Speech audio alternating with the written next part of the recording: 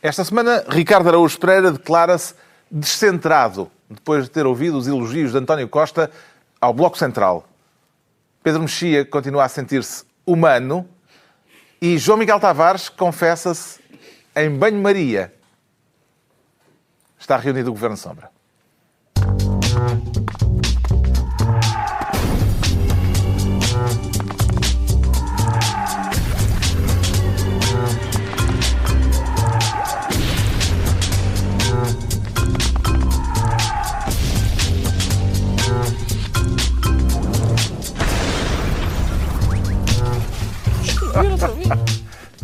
É forte. Ora, viva, sejam bem-vindos, mesmo os que estão a guardar para a véspera de Natal a compra das prendas, também aqueles que já foram, os que não vão e os que estão a organizar-se para irem em excursão a Évora, o que nos leva, esta questão de Évora, antes da distribuição das pastas ministeriais, a debater um dos assuntos da semana. Ficou satisfeito por saber que José Sócrates não pode dar entrevistas na prisão, João Miguel Tavares? Na prisão. Eu quero começar por salientar o gênio do nosso moderador na escolha do artigo. Exatamente a diferença entre ser na prisão e da prisão.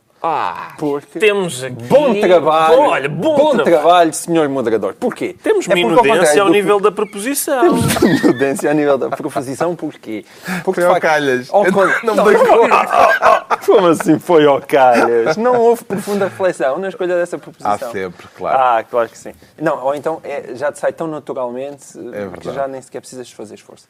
Porque, ao contrário do que muitas pessoas começaram por aí a dizer, parece que o juiz Carlos Alexandre estava a calar para todo o sempre José Sócrates. E convém esclarecer este pequeno ponto. Aparentemente, aquilo é uma proibição para entrevistas presenciais, ou seja, terá sido proibido, houve um pedido do Expresso para entrevistar José Sócrates e o juiz Carlos Alexandre disse, olha, presencialmente não pode ser. O que nada, aparentemente, proíbe que continue a ser via epistolar ou, quem sabe, até uma entrevista telefónica na prisão. Portanto, esse dado presencial é importante ser esclarecido. Em todo caso, não concordo. Em todo caso, não concordo. Não acha, como o juiz Carlos Alexandre, que isso pode perturbar o processo? Como? Quer dizer, não estou a ver. Precisava mesmo Expresso pode levar um bolo com uma faca de serrilha. Eu consigo perceber questões logísticas. Exato. Tipo irmãos de Dalton. Para sair, não é? Eu consigo perceber... Não, eu, por acaso, não poderia, porque uma das notícias que veio esta semana, creio que era na revista Sábado, é que levaram-lhe um bolo fatiado. Tem que ser fatiado. Tem que ser devidamente fatiado. Previamente fatiado. Para evitar o clássico. Sim, o povo precisava de saber. Não, mas eu acho que há questões logísticas. Imagina que era um canal de televisão e de repente levava os cabos e o homem da eletricidade e as câmaras e não sei o quê. E consigo que a prisão possa dizer, por razões logísticas, isto aqui nós não temos um estúdio, não é? Para dar entrevistas em ambiente prisional. Consigo perceber que isso fosse um problema. Agora, ir lá um jornalista na hora das entrevistas, ele levar um gravador... Tendo em conta o tipo não acho de bem, não acho bem. Acho que a liberdade de expressão devia... Tendo em conta o tipo de pessoas que estão a ser presas, fica a nota para as prisões. Talvez um estúdio não seja má ideia. Ao lado da lavandaria, um estúdio. Quem o podia fazer, sabes quem era? O Grupo Lena. Se calhar é melhor. Então, olha que terrível, tu estás mais assintoso do que eu. A sério? Não foram tornados públicos... Pelo menos que eu tenha visto, os fundamentos para a decisão do juiz Carlos Alexandre deviam ser conhecidos, Pedro Mexia? Até porque não se percebe muito bem quais é que possam ser, na medida em que não é provável que José Sócrates dissesse, ou diga, ou venha a dizer numa entrevista coisas que não possa dizer nas suas missivas, na sua correspondência com o mundo, que ele inaugurou e que vai certamente continuar, e onde se prevê prevejo desde o primeiro momento que vai haver uma escalada verbal e, portanto, ele não está amordaçado. E poderá haver até, através, ou por intermédio do advogado, alguém que faça chegar perguntas a que ele responda nessas notícias missivas. Exatamente. O que o advogado José Sócrates diz é verdade, embora seja toda a situação um pouco perversa, mas é verdade. Ou seja, ele... É muito difícil pedir a uma pessoa que está a ser julgada na praça pública não se defender na praça pública, sobretudo quando é uma figura pública, justamente, e não das menos notórias. E, por outro lado, o advogado João Araújo diz que Sócrates já devia ter sido constituído arguido porque para o segredo de justiça não vigorar para ele. O Estatuto de Arguido dá-lhe esse direito de informação e, portanto, no fundo, para saber de que é que se está a defender. Que é as acusações e o fundamento das acusações, pelo que sabemos pelos jornais, ou das investigações, melhor dizendo, são ainda, sobretudo no crime de corrupção, bastante incertas. E, portanto, infelizmente, essa necessidade de se defender na praça pública não é falsa. Não podendo dar entrevistas na prisão, aconselharia José Sócrates a continuar a enviar missivas à comunicação social, Ricardo Araújo Pereira? Sim, à comunicação social, ao Marquês de Chamilly, enfim, aproveitando a tradição. Mas isso era uma freira. Está bem, não interessa. O Marquês já não recebe cartas há tanto tempo. Mas eu acho que devia... Eu também acho que o José Sócrates devia falar. Devia poder dar entrevistas. Agora, é possível que o juiz Carlos Alexandre tenha previsto que o que ele ia dar não era uma entrevista. Era uma entrevista travestida de... Não sei se estás a perceber onde é que eu quero chegar. É que está aí subjacente? Se calhar Carlos Alexandre não queria que ele... Vamos supor, o Expresso por acaso sai ao sábado, não sai à sexta. Mas às vezes, à sexta-feira, saíam coisas que incomodavam José Sócrates e agora ao sábado iam sair coisas que incomodavam o juiz Carlos Alexandre. E um e outro esforçaram-se para... abafar... Mas há aqui a questão de princípio. Mas eu comecei por dizer isso. Mas tem graça. Tem graça que seja... Mas concordas? Uma coisa é prender pessoas. Acho que numa democracia não se calam as pessoas. Quer dizer, prendem-se pessoas. Impecável, prender pessoas. Faz falta. Exatamente. Agora, não se calam as pessoas. Não se calam as pessoas. Quer dizer, até o condenado tem direito a falar mesmo depois de transitar em julgado. Não se cala, queixa-se. Não se cala José Sócrates, não se cala Manuela Moura Guedes, não se devia calar ninguém. Não se devia calar ninguém.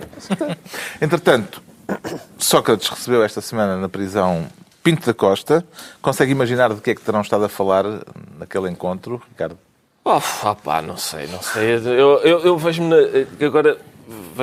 na posição repugnante de ter de defender Pinto da Costa, que tem todo o direito de ir lá visitar o homem, pelos vistos são amigos e tal. Pinto da Costa foi visitar um amigo à cadeia e então...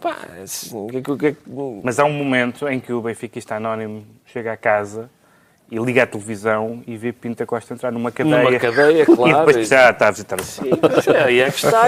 As pessoas começaram a criticar Pinto da Costa por ter visitado Sócrates. Se eu mandasse Pinto da Costa, visitava a cadeia todos os dias.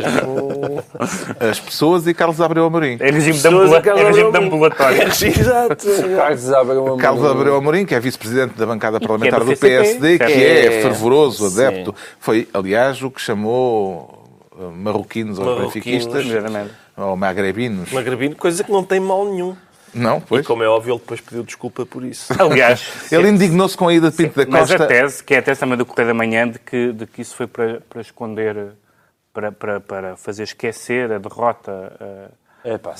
Ninguém se esqueceu. Claro que ninguém se esqueceu. Não, Carlos Abreu Amorim até disse mais. Disse que aquela era a segunda derrota na mesma semana, porque Carlos Abreu Amorim considerou que era uma atitude política. Ele teve razão em indignar-se. Não, acho inacreditável. Ainda por cima uma pessoa que é jurista. Acho inacreditável ele ter dito aquilo. Não consigo sequer conceber. As pessoas, eu acho que é completamente diferente. Alguém chegar à cadeia e sair lá, como muitas pessoas saíram, alguns socialistas, sem um pingo de bom senso, a clamar a inocência de José Sócrates. Isso, se Pinto da Costa tivesse feito isso, o Carlos Abreu Amorim tinha toda a razão em dizer o que disse. Mas simplesmente Pinto da Costa disse com uma grande insistência a dizer que isto é uma visita privada, venho aqui visitar esta pessoa. E a partir do momento que aquilo é uma visita privada, ninguém tem nada a dizer. Exato. Aliás, bem pelo contrário.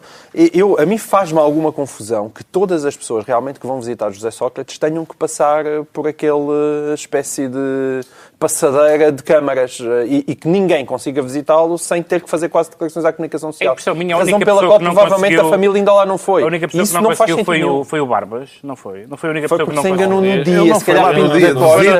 Pinto da Costa se calhar telefonou primeiro. Quer dizer, Mário Soares também não foi no dia de visita. Mas isso é mais fácil. Isto é muito simples. Pinto da Costa tem um amigo na cadeia. Na minha opinião, devia ter mais.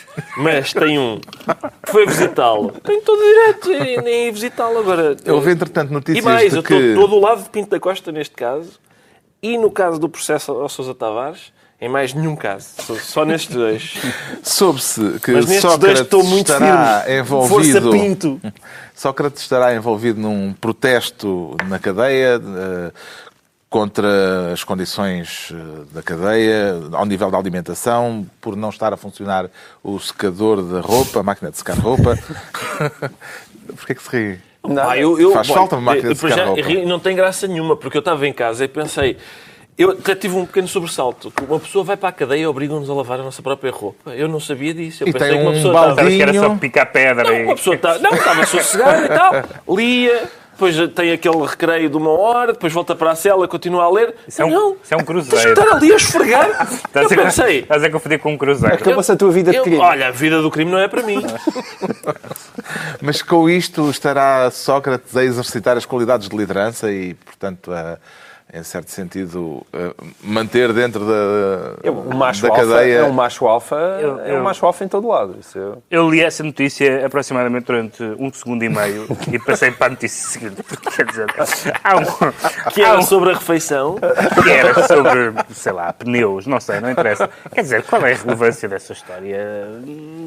As condições nas cadeias portuguesas não é as condições nas cadeias portuguesas, é o facto de Sócrates, enquanto detido preventivamente, ter participado no movimento. Quer dizer, não poder secar a roupa e ter que pôr a roupa nas grades da cela. Os problemas nas cadeias portuguesas não são novidade. Até há pouco tempo se falava daquela história do balde higiênico, não sei o que mais. As cadeias portuguesas estavam num estado deplorável ainda não há muitos anos. Suponho que algumas dessas matérias terão melhorado. O facto de estar lá Sócrates é irrelevante. Acho que isso não é um assunto. Pronto, então vamos à distribuição de pastas ministeriais por esta semana. Começamos pelo Pedro Mexia, justamente, que quer ser ministro da pirraça.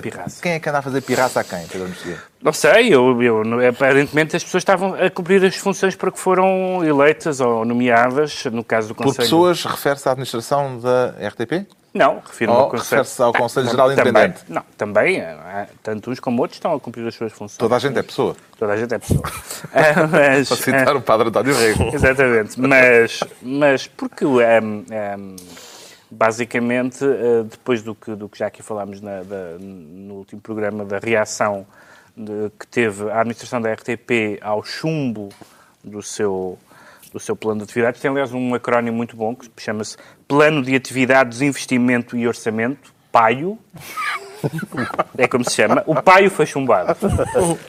Chumbaram o PAIO. O CGI ainda permitiu que apresentassem um segundo PAIO. O presidente, mas eles queriam chouriço. O presidente, exatamente. O presidente do CGI passava. O presidente do Conselho disse justamente, mostrando a boa vontade, que eles disseram que deram, apesar do primeiro paio ser muito mau, deram a hipótese à administração e o segundo paio era igualmente mau. E o Conselho disse coisas absolutamente terríveis, disse que era um plano estratégico irremediavelmente medíocre, de uma grande vacuidade, etc. Okay. Mas o que está em causa agora é o processo. Como é que respondeu a isso a administração da RTP, nomeadamente a Alberto Ponte, que foi a uma comissão parlamentar? Disse que... provavelmente porque o presidente do Conselho, mas não só, é um académico, e outros também o são, disse que era uma atitude de pirraça académica. Como se tivesse tido uma má nota, como se tivesse sido chumbado em público e tivesse dito que o professor é uma besta. Basicamente. E o que está aqui a acontecer é uma coisa tão simples quanto isto, que é um órgão tutelado que não aceita a tutela. E já temos aqui falado de imensos casos de pessoas que, pura e simplesmente, não aceitam cumprir aquilo. Falámos aqui do caso das empresas que não aceitam pagar impostos, etc. E o órgão tutelado não aceita a tutela. Diz, não quer saber. Mas, ao mesmo tempo, tem havido muitas críticas ao mesmo tempo, próprio processo, sim, e por parte, nomeadamente, de gente da área do PSD, Moraes Sarmento, Marcos Mendes, que mas até também já algumas tutelaram área. Sim, mas também criticado, e há algumas pessoas também do Governo, porque um dos problemas do Governo, falámos também já isso aqui no programa anterior, foi que esta tentativa de suposta desgovernamentalização, na verdade, chega-se a este momento e vê-se que não é verdadeira desgovernamentalização, porque, ponto número 1, membros do Governo, nomeadamente Marcos Guedes e Paulo Portas, disseram era só que faltava ter a Champions. Portanto, o Governo pronunciou-se. Em segundo lugar, é evidente quando quando o ministro Poiares Maduro diz: bem, não tenho nada contra a administração da RTP, mas estes senhores disseram que querem destituir. É evidente que o Poiares Maduro está mortinho por destituir a administração da RTP e que o Conselho é um biombo do ponto de vista do ponto de vista do Governo. Agora, independentemente disso, tenho a certeza pelas pessoas que acompanham o Conselho que eles não estão lá por encomenda e que, de facto, e um plano irremediavelmente medíocre e de enorme vacuidade não é uma coisa dita assim com essa ligeireza. A tutela está posta em causa pelo processo que foi... Este braço de ferro... Este braço de ferro, que leva até que Alberto Ponte vá à Comissão dizer que leva isto para tribunal, este braço de ferro tem que acabar com um braço partido. Não é possível. É uma coisa séria demais. Aliás, já não é a primeira vez que alguém se barrica na RTP e não quer sair. E acabou também com... Acabou mal. Normalmente é o barricado que se trama. Porque, na verdade, a Alberto Ponte respondeu... Essa foi subtil. Respondeu a algumas coisas... E disse que é verdade, que o aumento das audiências, o aumento da receita, a diminuição de custos, mas não é isso que está em causa. O que está em causa é o paio. Em casa é o paio para a RTP. E o paio, o órgão de supervisão diz não presta. E a pessoa a quem diz não presta diz não aceito essa... Isso é absurdo. As audiências parlamentares pareceram-lhe conclusivas, João Miguel Tavares? Não. Por um lado, do Presidente da Comissão do Conselho Geral Independente, sim. Por outro lado, do Presidente da Administração da RTP. Não pareceram particularmente conclusivas. Vamos cá ver. Eu acho que a ideia que presida tudo isto, de Poiares Maduro, que é, de certa maneira, o tentar seguir o modelo próximo da BBC, parece meritória, como é meritória a intenção de desgovernamentalizar a RTP. Agora, o Poiares Maduro teve uma declaração na Assembleia da República em que disse que estamos todos a aprender a trabalhar com este modelo. O que é verdade? Qual é o problema? O problema é, sobretudo, um problema político de timing. Ou seja, temos que aprender a trabalhar com este modelo. Como diz o Pedro Mexia, agora a administração da RTP tem que aprender a ser tutelada. Mas é como se, de repente, houvesse um novo professor e no primeiro dia de aulas mandava logo o menino para a rua. Quer dizer... E é este primeiro dia de aulas... Estão a aprender a conduzir com o carro na autoestrada. É este primeiro dia de aulas que foi excessivamente rápido, não é? Ou seja, era bom que tivessem primeiro provado do paio e para o ano diziam que queriam chouriço. Agora... O paio estava estragado, mas o paio estava estragado. O fumeiro em Portugal já não é como antigamente. A verdade é essa. Portanto, mas é que é um caso em que ninguém vai sair bem da fita. Não se sabe ainda qual o método que vai ser usado para escolher a próxima administração e o próprio Conselho Geral Independente diz que está a pensar nisso e a deliberar sobre como escolher a próxima administração. Tem alguma sugestão, Ricardo Araújo Pereira, para a forma de encontrar uma administração nova para a RTP? A minha sugestão é o presunto. É, não o paio, mas o presunto, que é o plano revelador da estratégia a seguir, unificado. Agora não faltaram umas 3 letras. Não bate comecei a inventar há pouco tempo. Fez um acrónimo com 8 letras. Tu queres só correr um presunto e depois investi nisto. E acabou por resultar mas mal. Mas não há muitos pequeninos. No fumeiro é tudo comprido. Chouriço, presunto, farinheira... Isso coloca problemas a quem deseja fazer acrónimos engraçadotes. Pronto, lixei-me por causa do fumeiro deste país. Cheio-me traz os montes. E Minho. Bom, portanto, não há uma solução. A solução é esta. A tutela não vai obter nenhuma proposta do Governo Sombra. Não, do Governo Sombra não vai. Nem estava à espera, acho eu. Mas eu gostava muito que o próprio Governo definisse... Eu não sei o que é que se pretende para a RTP. O Governo não, pelo visto é o Conselho Geral Independente é que vai definir a modalidade... Mas o Conselho Geral Independente também precisa de saber o que é que o Governo pretende para a RTP. Não será independente. Pois, mas vamos lá ver.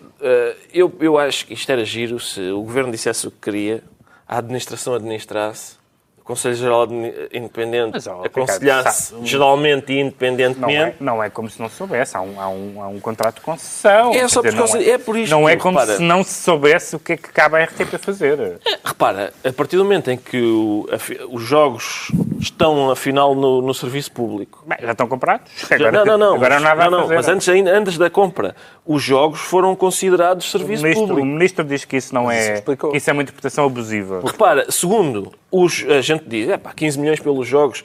O administrador da RTP diz, e aparentemente com razão, que aquilo é um bom negócio. São 15 milhões que depois rendem... Aparentemente com razão, não é verdade? Com o retorno, sim. São 5 milhões por ano. Isto foi desmentido pelo canal onde tu estás com o rabinho sentado.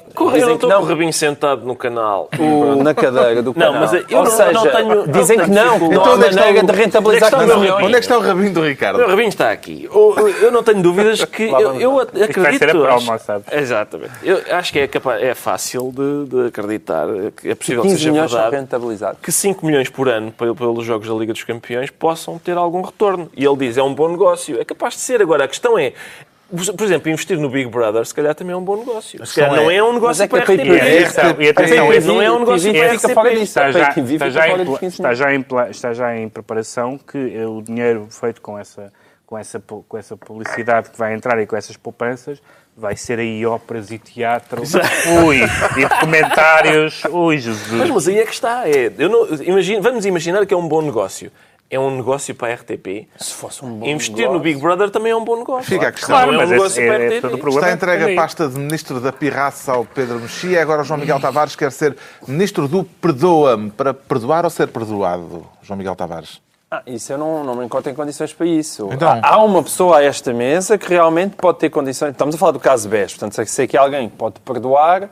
É o rapaz magrinho e mais alto. Perdoa-me tem alguma coisa a ver com o caso BES. E com o período de paz e harmonia em natalício. que estamos neste momento. Se calhar sim, porque pela primeira vez eu vi um administrador do BES a chegar lá e dizer que quer pedir desculpas. José Manuel Espírito Santo Silva. E o outro a seguir também. Sim. E, portanto, agora eu não sei. Seria interessante se calhar ver a pessoa Não, aqui. só um é que pediu desculpa. Não, o outro disse que não sabia. Estás a falar do Mosqueira. Ele está a falar do Mosqueira do Amaral.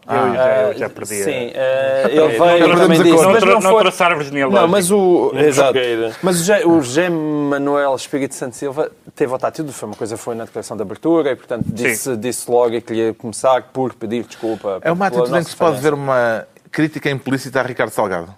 Mas sim, mas isso todos os que foram até agora, mais do que implícita, foram críticas explícitas, sobretudo à tese, obviamente absurda, de Ricardo Salgado, eu não sabia de nada.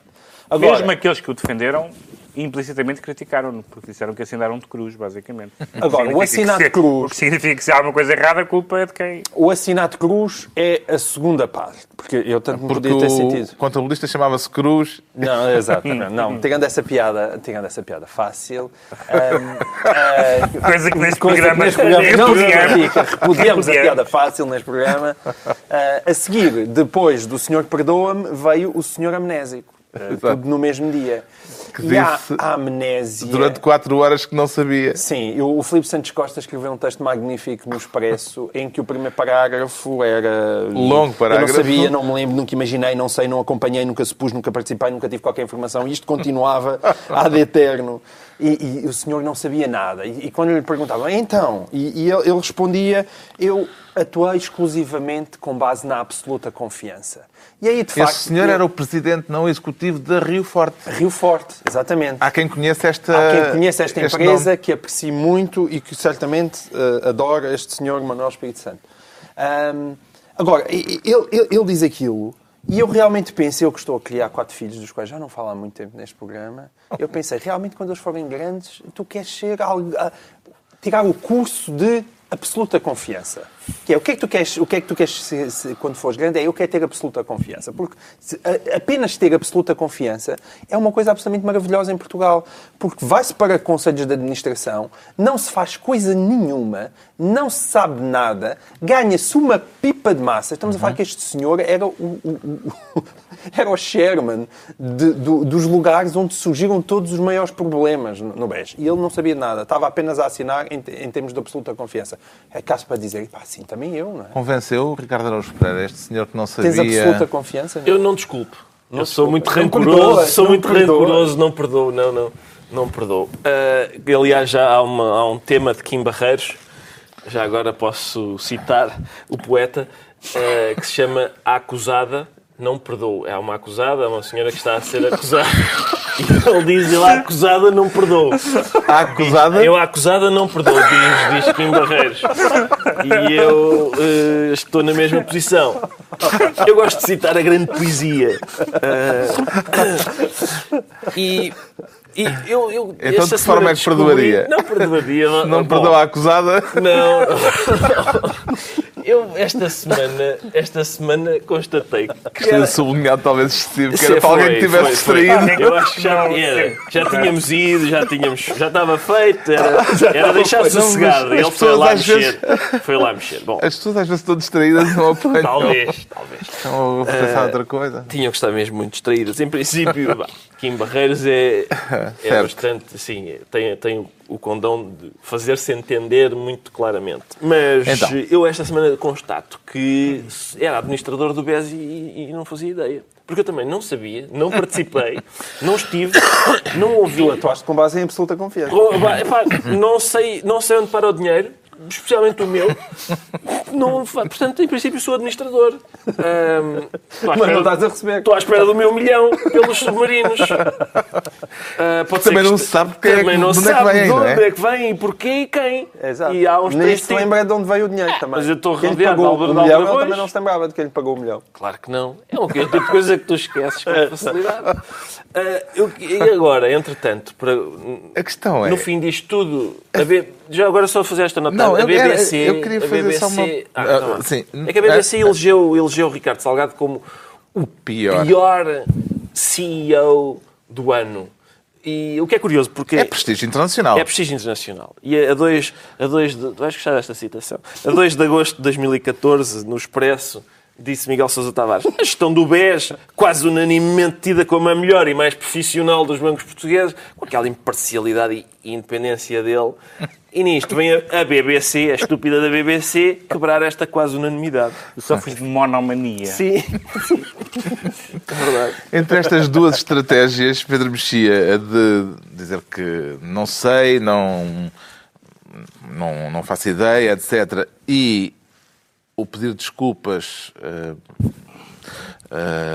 e colaborar na investigação, qual delas é que será mais eficaz? Posso só explicar porque é que eu não desculpo? Neste momento não desculpo ainda. Porque à noite, quando estamos a jantar, eu sei às minhas filhas: olha, toma, são batatas com desculpas que um senhor pediu.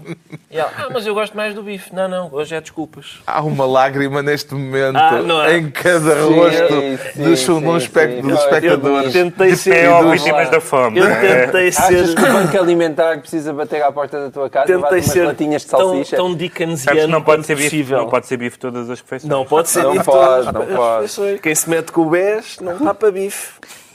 Eu acho que as duas estratégias não se opõem pela razão de que quem disse que assinou de cruz, e mesmo quem pediu desculpa, estava no fundo a dizer que, ou a dizer ativamente, ou a dizer por insinuação, que Ricardo Salgado, que é com Ricardo Salgado, que é no guichê ao lado. Não é comigo. Eu estava lá, não é muito prestigiante para os próprios, mas no fundo acabam por ser uma coisa de passar culpas. Eu lembro-me uma vez no curso fazer uma pergunta numa cadeira particularmente complicada, fazer uma pergunta ao professor, ao assistente da cadeira. Eu disse: há aqui uma coisa que eu não percebo, e fiz-lhe a pergunta, já não lembro de todo o que era, e ele parou e disse assim: sempre tive essa dúvida também.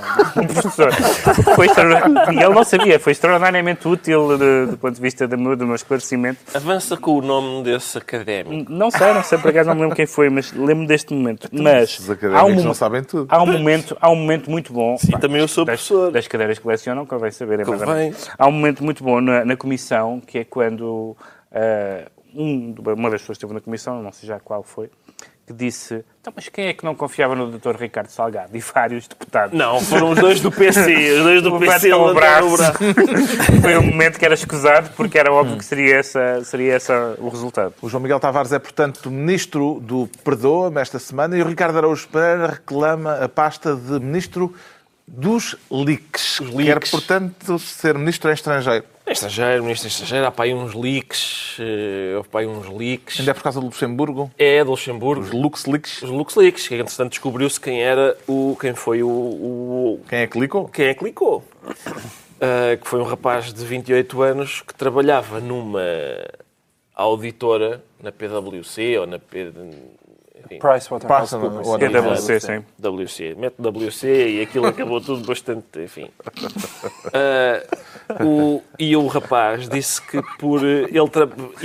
põe a prova de que é possível trabalhar numa auditora e na alta finança e manter uma réstia de humanidade. É um Snowden, não é? É, exatamente. E então, o que tal ele disse como o foi... Snowden também já tem uma data de processo em cima do logo. Ora, aí está. E o que ele disse foi que tinha ficado com a sensação, quando constatou que havia um esquema no Luxemburgo para que várias grandes multinacionais não pagassem qualquer imposto, que aquilo, sendo tudo aparentemente perfeitamente legal, era razoavelmente imoral. Pareceu-lhe. E então denunciou o caso. Quem era o primeiro-ministro do Luxemburgo nessa altura? Jean-Claude Juncker. Jean-Claude Vulcano. Era ele mesmo. Que agora manda na Comissão Europeia. E, portanto, é pôr a tomar conta das galinhas. É aquela velha coisa do costume. Estive à procura da palavra, optei por coisa. Resulta sempre. Resulta sempre. Coisa. É uma das coisas. Em inglês não tens isto. Não tens coisa. Não. Em inglês. Sing? Não, thing é coisa.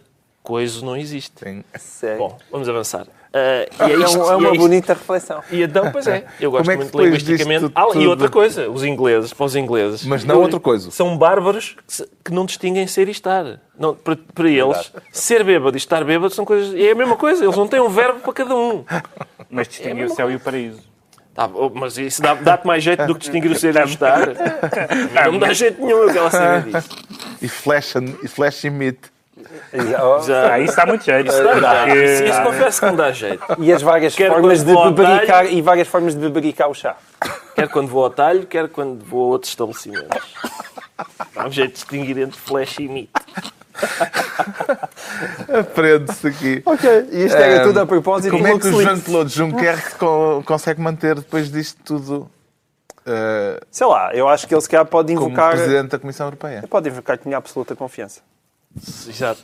O Rogério pergunta, e então, como é que isto se sabia? Eu tinha absoluta confiança. Não frequentei. Não frequentei, não sei. Não, isto não é nada assim. Mas atenção, a vida de Juncker não é fácil, sobretudo no contexto atual.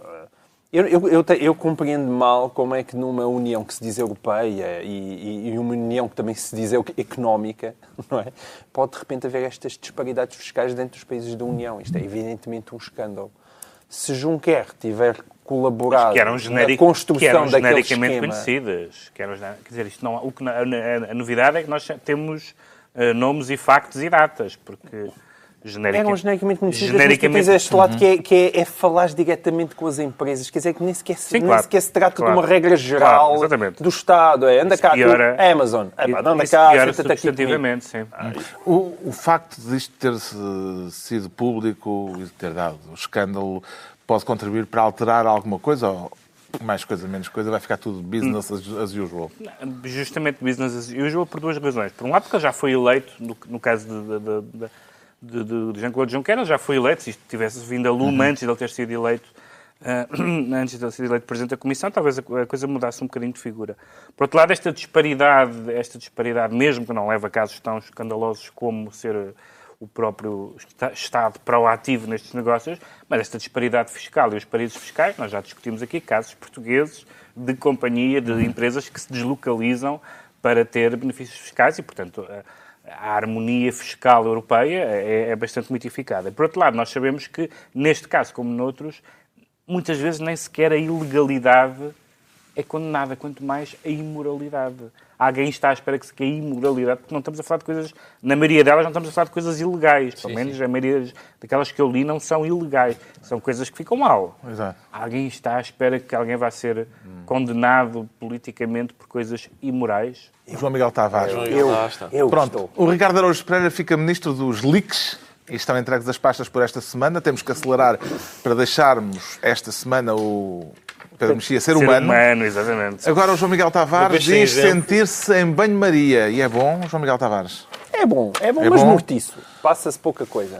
Também se pode dizer que não ata nem desata? Sim, mas neste caso é mais um caso em que um se apressou a desatar o que um estava a tentar atar. Não ata nem desata, não Nem o pai morre, nem a gente almoça. Não sei o quê, nem sai de cima. Exato, nem sai de cima. Não se pode dizer. Bom, isto é tudo por causa da coligação... Tudo por causa da coligação... Possibilidade de coligação PSD-CDS para as próximas Miguel eleições. Relvas, cheio de iniciativa individual, se apressou esta semana a anunciar e dizer precisamos de chegar a um entendimento entre PSD e CDS. Houve Conselho Nacional do PSD e ele queria resolver aquilo. Porquê que Passos Coelho... Conseguiu perceber porque é que Passos Coelho está a travar o processo? Há um lado giro que é Relvas e, portanto, Pedro Passos Coelho já foram mais amigos. O outro, isso não é o menos interessante neste processo. O outro é que Pedro Passos Coelho tem toda a razão e faz todo sentido. Porquê é que ele está a travar? Se calhar é porque a coligação está num caco já há muito tempo e ele não tem um pingo de confiança em Paulo Portas. Por isso é que eu não percebo a proposta do Relvas. Ele diz precisamos de chegar a um entendimento com o CDS. Agora, não era há 3 anos. Há 3 anos é que precisavam de chegar a um entendimento com o CDS. Eu que sou supostamente um votante na área do PSD, estaria... Na área do PSD é no PSD. Na área do PSD, não. Às vezes o PS pode entrar pela área do PSD. É uma coisa que acontece bastante. Outras vezes, eu sou um liberal, portanto, eu não tenho verdadeiramente um partido que me satisfaça. Não tenho. Agora, Pedro Passos Coelho, nesta reta final, nomeadamente, por exemplo, aquilo que foi a ação do governo no caso BES, é uma coisa pela qual eu tenho profunda admiração, como eu já disse, e acho que é revolucionário, numa certa maneira, da atual. Até devolveu uma carta por abrir. Até devolveu uma carta por abrir. E, portanto, ou seja, Ricardo Salgado até tem andado a fazer grandes favores a Maria Luísa Albuquerque e a Pedro Passos Coelho, naquilo que é o meu entender. Agora, eu tenho um grande problema. Eu jamais pensaria em votar no PSD apresentando-se outra vez com o CDS numas eleições, porque com Paulo Portas outra vez. Aquilo não funcionou durante 4 anos e eles agora vão se juntar outra vez, estas mesmas figuras, para reeditar uma coligação que está há 4 anos a falhar. Preferia que PSD e CDS fossem, ou prefere que vão... separados ou juntos às próximas eleições? Preferia juntos. Já porque tenho curiosidade em saber como é que será uma coligação entre o PSD e o CDS. Como é que eles realmente se entendem e têm um projeto comum. Segundo, porque acho que deviam ser julgados juntos nestas eleições pelo trabalho que fizeram. E acho curioso que há aqui duas posições distintas. Quer dizer, uma não é bem do PSD, é um independente, mas Miguel Relvas pronunciou-se a favor da coligação entre PSD e CDS. Independente? Quem é que é o independente? Álvaro Santos Pereira disse 2 ou 3 coisas sobre a coligação também. No seu livrinho. No seu livro. Coincidem mais ou menos no tempo estas duas posições. Assim, visto de longe... Ninguém é normal. Perto é que ninguém é normal. De longe também não. De longe parece tudo igual. Parece tudo igual, mas realmente assim de longe a posição do Álvaro Santos Pereira parece um pouco mais sensata. Claro. E mais honesta. Atribui significado a este desentendimento entre Miguel Relvas e Passos Coelho, significado político, Pedro Mexia? Eu acho que não. É verdade. Não há uma tomada de posição.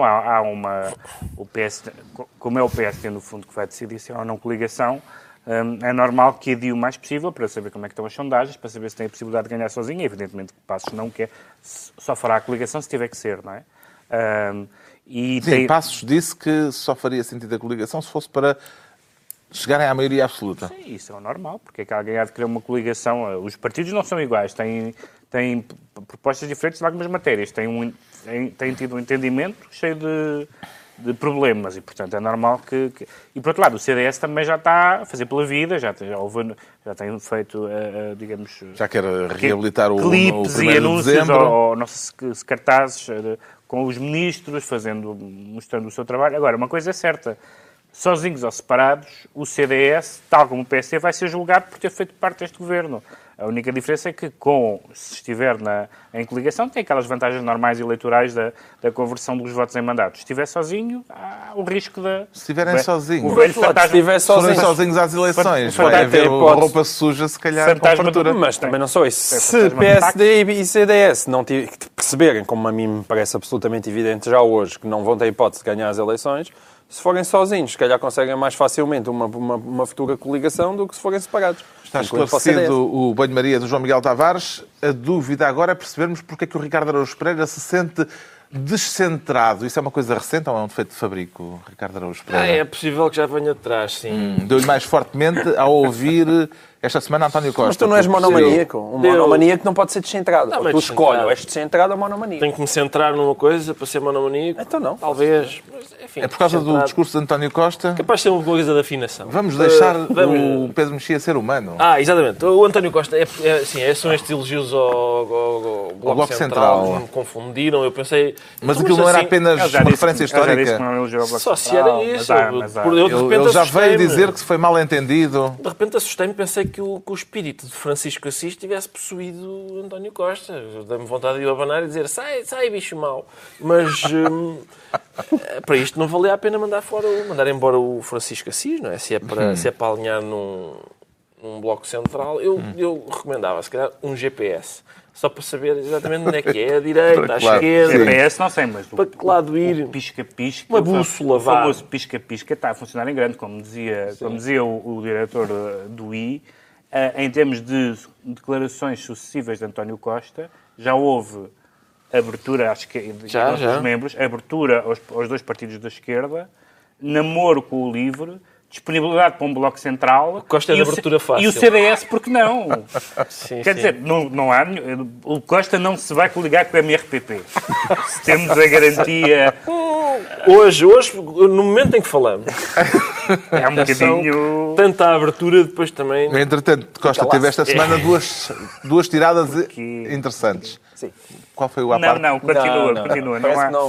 Não merece. Vamos à tortura. Costa teve duas... Não, ainda não. Costa teve duas tiradas interessantes. Comparou a TAP às caravelas quinhentistas e disse que está na altura de descobrirmos as Índias que há dentro de nós.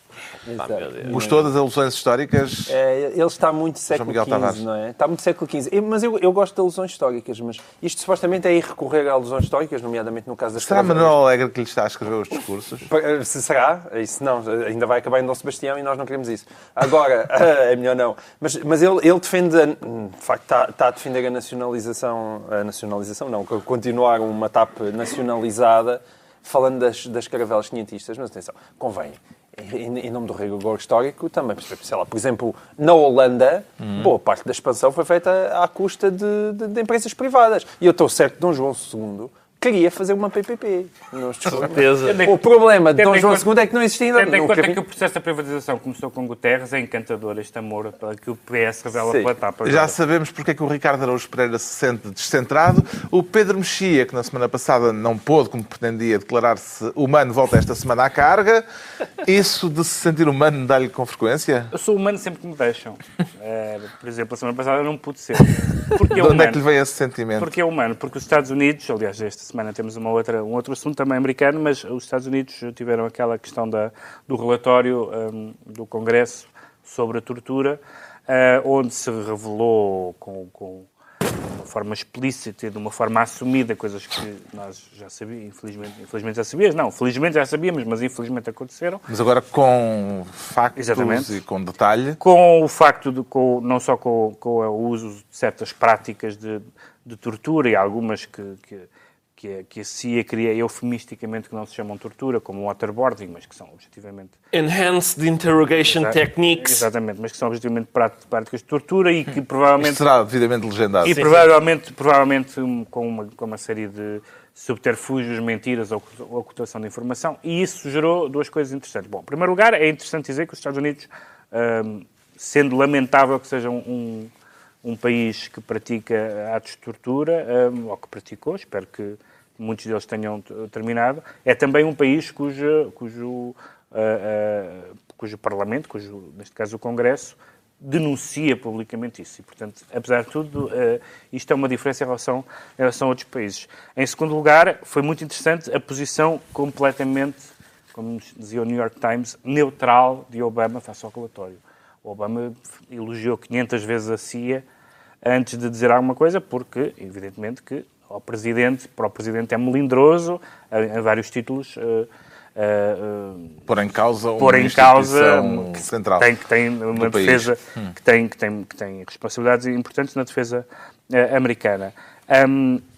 Em terceiro lugar, surgiu uma discussão, e terceiro e último, uma discussão interessante que foi demasiado humano. Uma mistura entre a questão legal, moral e a questão utilitária, porque houve uma série de pessoas, Dick Cheney e outras pessoas, que disseram, que defenderam ou que atacaram a tortura, ou o uso dessas práticas, porque tinha efeitos, porque soube-se informações, chegou-se ou não se chegou a Bin Laden através disso. Aliás, fizeram uma entrevista à Catherine Bigelow, a cineasta, em que ela ficou muito perplexa em ter que falar do tema, porque o filme dela baseia-se um bocadinho numa sugestão de que há alguma relação entre a tortura e o ter apanhado o Bin Laden. Só que a questão não é essa. A questão em que se deve discutir a tortura não é se resulta ou não resulta. Essa é uma questão absolutamente secundária. É como discutir a pena de morte. A questão é uma questão de princípio. Não é como a pena de morte. Não. É muito mais complexo que a pena de morte. Acho eu ainda mais complexo. Não estou a dizer que é no sentido... A pena de morte, o que se discute a pena de morte não é se ela dissuade ou não dissuade. É se tem o direito a fazer isso. Certo, mas a questão da tortura é que tu a fazes, ao contrário da pena de morte, em que estás a matar aquela pessoa e a punir. Não estou a Na tortura há uma relação muito direta entre as informações que tu podes obter e o alegado, a salvação de vidas. O que eu estou a dizer é que a questão de princípio mantém-se. O que põe uma questão, Ricardo Araújo Pereira, será que já se justifica uma edição revista e aumentada do livro Tortura em Democracia? Eu pensei tanto nisso esta semana, que é o cúmulo do azar, não é? Uma pessoa faz uma tese sobre tortura em democracia. Nisto surge um caso em que uma pessoa tem hipótese, de facto, de exibir a sua especialidade académica. E está na cadeia. Não pode. Mas tem tempo uma coisa é fazer atualizar o livro. A adjetivação em Essa de Queiroz. Em princípio não se vai falar disso nunca, não é? Agora, a tortura em democracia. E nisto os Estados Unidos vêm e dizem realmente tivemos a torturar. Quem é o nosso especialista? Está em Évora. Pronto. Vamos aos decretos. O Pedro Mexia decreta desbloqueio. Eu não me posso sentir humano. Desbloqueio porque ao contrário da neutralidade de Obama na questão do relatório, o Obama tomou uma decisão ativa e positiva na questão de Cuba, que era de facto um resquício da Guerra Fria ou não haver relações diplomáticas. Obama tinha um ano quando essa medida foi tomada, que, como ele disse, não resultou. E que ainda por cima, isso esperemos, não sabemos ainda se com o restabelecimento das relações diplomáticas também significa o fim do embargo, esperemos que sim, porque acontece duas coisas. Esperemos que sim, o caralho. Eu vou sair daqui e vou comprar charutos, que agora os americanos vão deitar a unha àquilo tudo. Mas falando agora do povo cubano... Exato. Não, isso também interessa. Isso também interessa. Falando agora do povo cubano... Chegam acima às tuas verdadeiras preocupações políticas. Em primeiro lugar, o povo cubano não resulta, se queremos utilizar o argumento utilitário. Em segundo lugar, o povo cubano não tem que sofrer por causa do regime que tem. E em terceiro lugar, se há coisa que convence alguém a aderir ao American Way of Life, é... O American Way of Life. É o American Way of Life. É trocas comerciais, o João Miguel Tavares declara rublos. Rublos e na sequência deste brilhantíssimo pensamento do meu colega Mexia. Ou seja, eu decreto rublos, porque melhor do que qual carpet bombing ou o que é que seja, a economia hoje em dia, as bolsas são os novos tanques do século XXI. E, de facto, aquilo que aconteceu... Mas a Rússia está aí por aí abaixo. O rublo está a afundar, mas assim, loucamente, não é? Já vamos lá saber que exposição é que têm os bancos europeus. Vamos saber que exposição tem os bancos. Mas, quer dizer, se alguma coisa pode assustar Putin, é isto. É isto. Finalmente, o Ricardo Araújo Pereira decreta sapiens ao volante. Exato. É o que eu prefiro. É ter um sapiens ao volante. Nem sempre acontece. E houve um caso em que isso não aconteceu, um taxista que agrediu uma senhora por ela alegadamente ter dado um beijo na boca de uma amiga, e o símio saiu então do seu veículo e agrediu a senhora. Está entregue o prémio ILGA Portugal para o ano de 2014 e concluída mais uma reunião semanal, 2 a 8 dias, à mesma hora, já depois do Peru e do Bacalhau. Novo Governo Sombra, Pedro Mexia, João Miguel Tavares e Ricardo Araújo Pereira.